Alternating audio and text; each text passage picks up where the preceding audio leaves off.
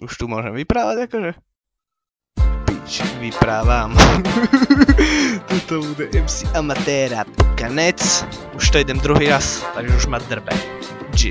Ešte aj neočujem, ale už idem.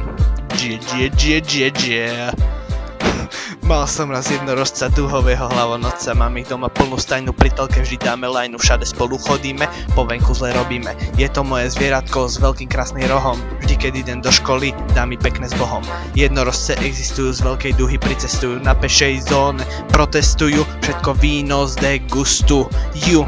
Papajú si v stajni seno, jeden vždycky kúka keno, zajazdím si na nich rád, každý je môj kamarát. A teraz pôjdem na kúsek ja, ale iba ozaj na kúsek.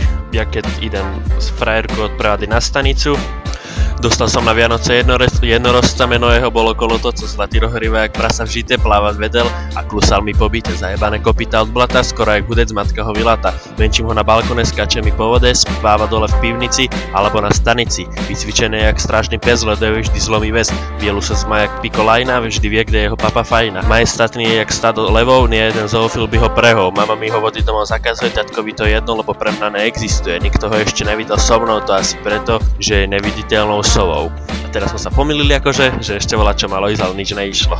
Pomýlil som sa. Keď budem veľký, tak budem jednorožec. Oh, yeah. Ideš, Jožo. Ďakujem. Dávam radiátor. Teraz vám dám počítač. Teraz vám dám seba, čaute.